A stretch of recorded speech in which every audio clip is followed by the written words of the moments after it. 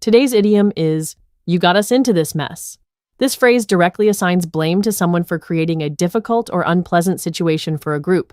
It stems from common direct speech, a literal accusation of responsibility for causing a predicament. It's a straightforward way to express frustration when someone's actions lead to collective trouble. Let's see this in action. If John's risky investment fails, his partner might exclaim, "You got us into this mess," clearly blaming John. Similarly, if a team's decision leads to trouble, the leader could say, "You got us into this mess, now let's fix it." These examples show direct accountability for a shared predicament, highlighting who is responsible. Other ways to express blame include, "You landed us in hot water," implying serious trouble, often with consequences. "This is all your fault" is a more direct, sometimes harsher accusation, without the collective us. "You got us into this mess" specifically highlights the collective predicament and who caused it, useful for shared problems. To recap, "You got us into this mess" directly assigns blame for a difficult, shared situation. It's a straightforward, often frustrated way to communicate who caused collective trouble. Originating from common speech, it's effective for accountability. Remember, after identifying the cause, focus on collaboratively finding solutions to the mess. I'll see you next time with another great expression. Today's idiom is, it's not what it looks like. This common phrase is used to clarify that a situation or object's initial appearance is deceptive and the actual truth is quite different. It often serves as an urgent plea to prevent misunderstanding or to offer a deeper explanation. While it doesn't have a singular dramatic origin, it evolved in everyday English conversation during the 20th century. It began as a simple descriptive statement and solidified into a fixed idiom, highlighting our constant need to distinguish between surface appearance and underlying reality. It's a powerful phrase for damage control.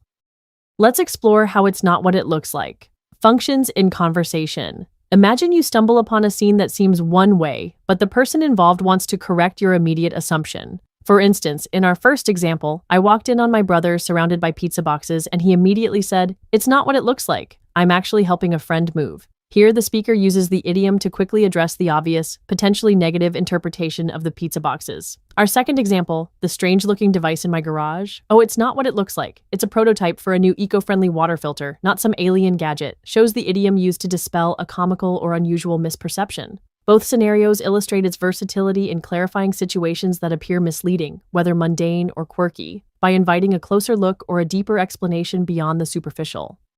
While "it's not what it looks like" is a direct, often defensive exclamation, we have other phrases to express similar ideas. Consider appearances can be deceiving. This proverb offers a general cautionary reminder that first impressions might be misleading, without necessarily referring to a specific situation in the moment. It's more of a philosophical statement.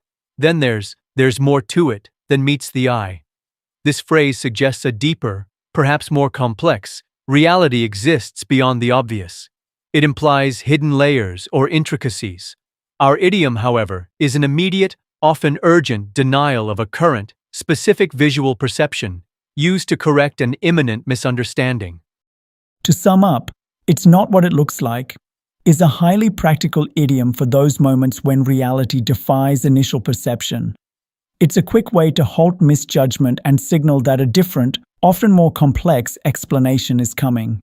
Its straightforward origin in everyday dialogue makes it universally understood. So next time you're caught in a compromising or simply misunderstood situation, remember this phrase. It's your go-to expression for inviting clarification and ensuring your true intentions or the actual facts are heard, proving that sometimes what you see isn't always what you get. I'll see you next time with another great expression. Today's idiom is, I owe you one. This phrase means you are grateful for a favor someone has done for you and you promise to reciprocate in the future. It's a simple, direct acknowledgement of a debt of gratitude. Unlike many idioms with colorful histories, I owe you one isn't rooted in a specific historical event or a metaphor. Its origin is in the fundamental human concept of social reciprocity, a practice as old as civilization itself, where favors are exchanged and balanced over time. It underlines a basic social contract.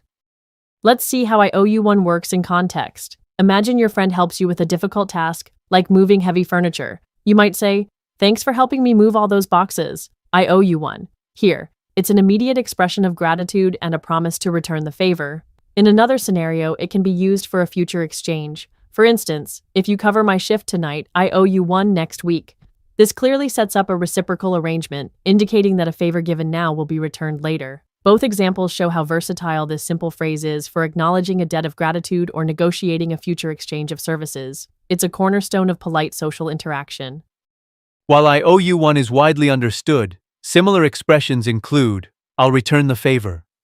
This alternative is quite direct and polite, explicitly stating your intention to reciprocate, often with a slightly more formal tone. Another phrase, I'll get you back, can mean returning a favor, but be cautious, as it also strongly connotes revenge. Ensure the context clearly implies positive reciprocation if you choose to use it. I owe you one is generally the most common and universally understood way to express gratitude and promise in casual, everyday conversation, avoiding potential ambiguity.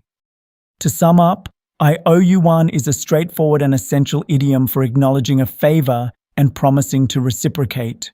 It's deeply rooted in the universal human practice of social reciprocity, a fundamental aspect of how communities function. Remember, when someone helps you out, a simple I owe you one signals your appreciation and commitment to return the gesture. It builds goodwill and strengthens relationships.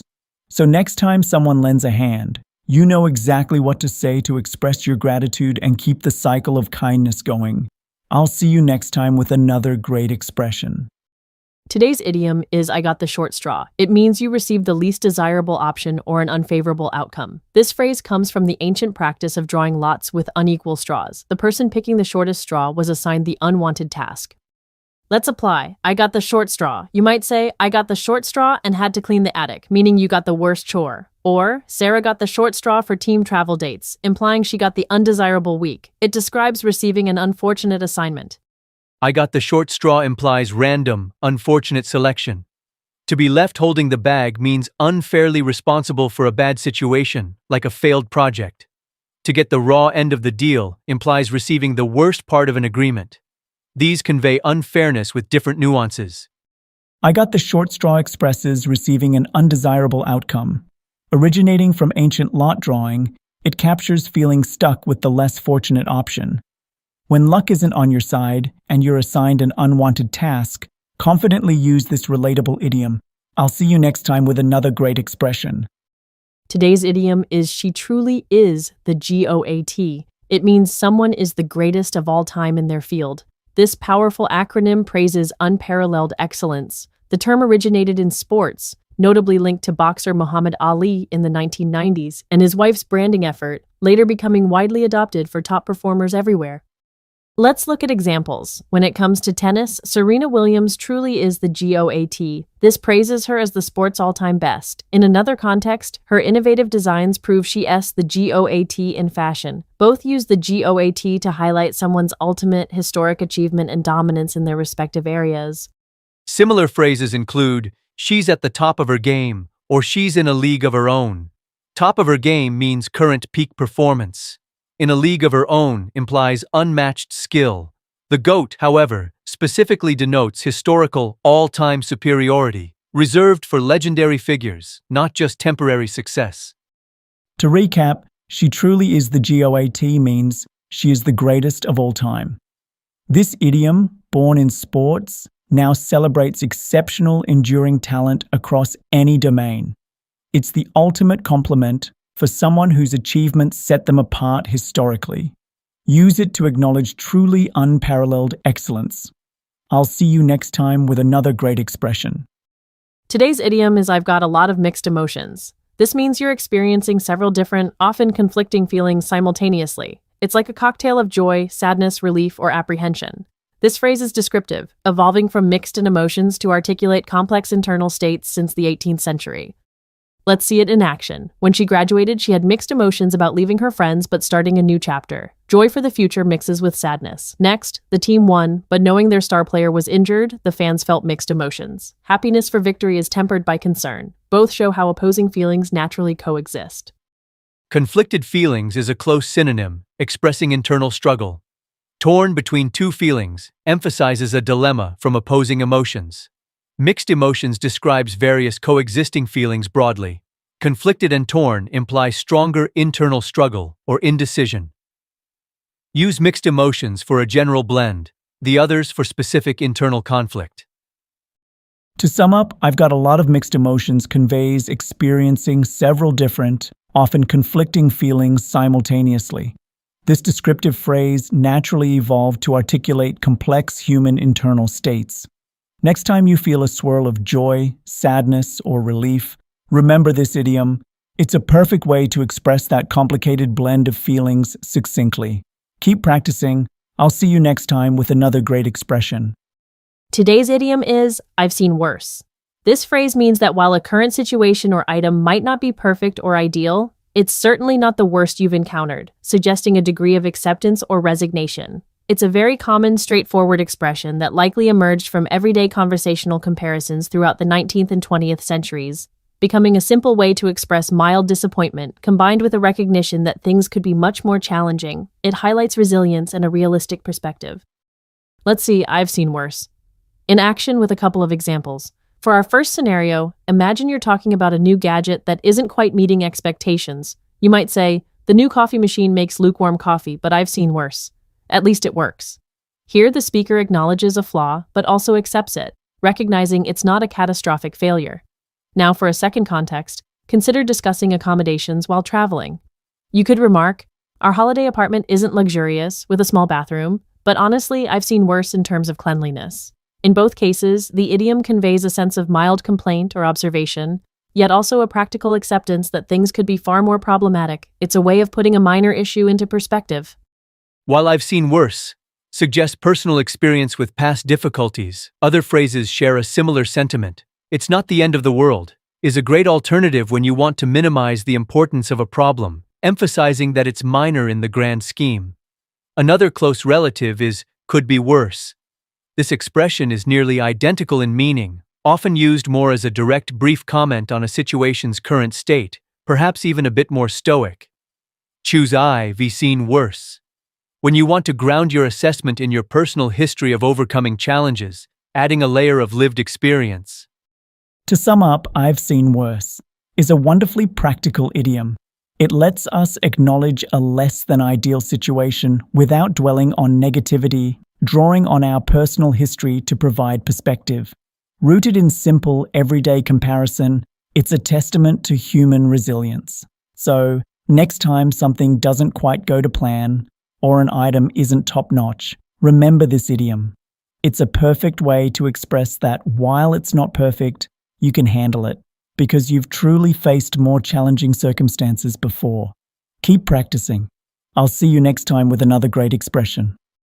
Today's idiom is, the tea tastes funny. This phrase means something feels subtly wrong, suspicious, or not quite right about a situation, even if you can't pinpoint the exact reason. It suggests an underlying problem or deception. The origin is quite literal, stemming from the common experience of tasting a familiar beverage, like tea, and realizing it has an unexpected or off flavor. This direct sensation of something being amiss was then metaphorically extended to non-culinary situations where things simply don't add up, expressing a gut feeling of unease. Let's look at how the tea tastes funny is used in context. For our first example, the new manager has been making a lot of changes very quickly, and honestly, the tea tastes funny. Here, the speaker uses the idiom to express a feeling of suspicion or unease about the manager's rapid changes.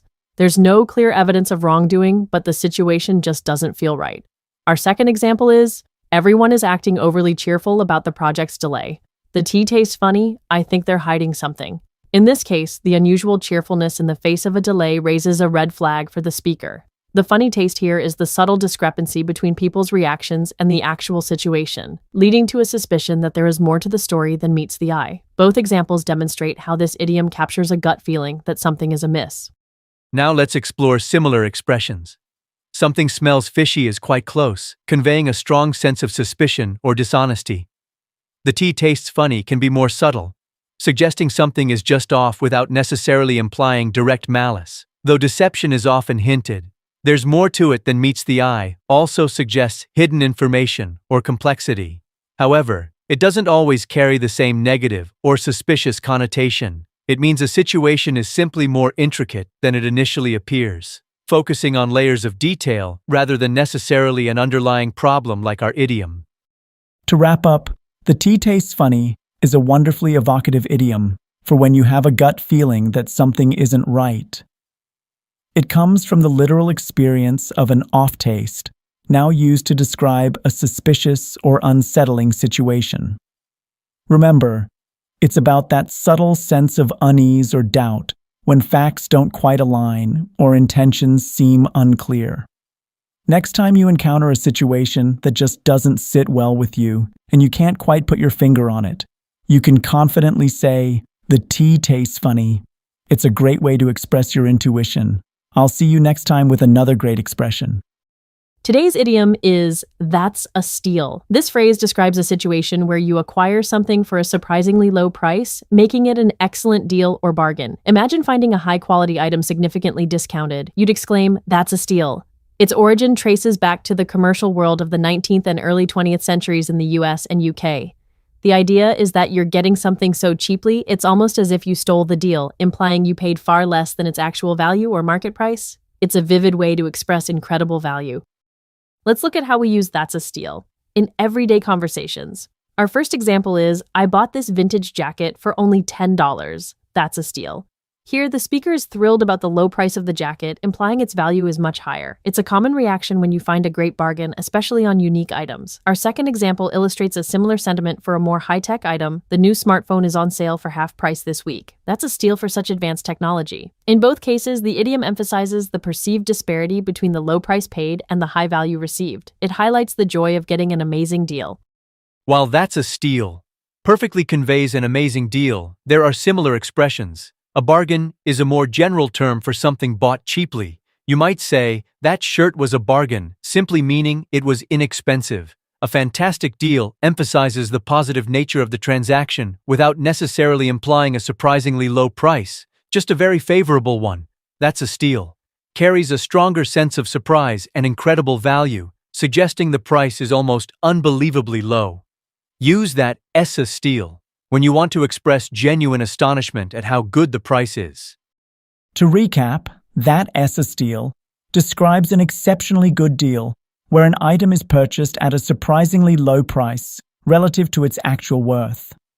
Originating from the commercial language of previous centuries, it vividly expresses the feeling of getting away with a fantastic price. Remember, it's not just a good deal, it's a remarkably good one. So next time you score an incredible discount or find something valuable for next to nothing, don't hesitate to exclaim, "That's a steal."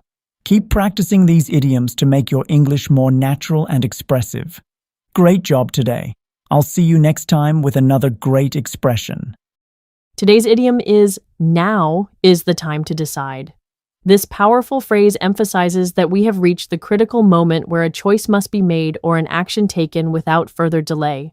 While it doesn't boast a specific historical anecdote like some idioms, its strength comes from its directness. It's a fundamental English expression, rooted in common usage, that simply states the pressing need for an immediate decision. Think of it as a clear call to action, signaling that procrastination is no longer an option. It's about seizing the moment for a definitive choice. Let's see how this idiom comes to life. In our first example, after weeks of deliberation, the committee realized, now is the time to decide on the new policy. The committee has spent considerable time discussing. The phrase "now is the time to decide" signals that the window for discussion has closed and a final resolution is absolutely necessary. It conveys a sense of urgency and finality. For our second example, with only an hour left before the deadline, the project manager declared, now is the time to decide which features to prioritize. The project manager faces a tight deadline. Here, the idiom dramatically highlights the immediate need to make critical choices under pressure, emphasizing that any further delay could have serious consequences for the project. Both scenarios clearly illustrate that the moment for action has arrived. While "now is the time to decide" clearly expresses urgency, let's explore some similar phrases. "The moment of truth is" here implies a critical test or revelation, where a decision will reveal the true outcome or character of something. It often carries a weight of consequence. Its "crunch time", on the other hand, focuses more on a period of intense pressure leading up to a deadline or a final decision, emphasizing the hard work and concentrated effort required. You might use "now is the time to decide" for a direct, immediate call to action, while "the moment of truth is here" adds a dramatic flair about revelation, and its "crunch time" highlights the intense period of work. To sum it up, "now is the time to decide" is a straightforward yet powerful idiom that highlights the absolute necessity of making a choice immediately. Its origin lies in direct, emphatic language, rather than a historical event, making its meaning universally understood. Remember, this phrase is your go-to when you want to convey that procrastination must end and a definitive action needs to be taken without further delay. Use it to underscore urgency in both personal and professional contexts, signaling that the window for contemplation has closed and the moment for commitment has arrived. So if you're ever in a situation requiring immediate resolution, you know what to say. I'll see you next time with another great expression.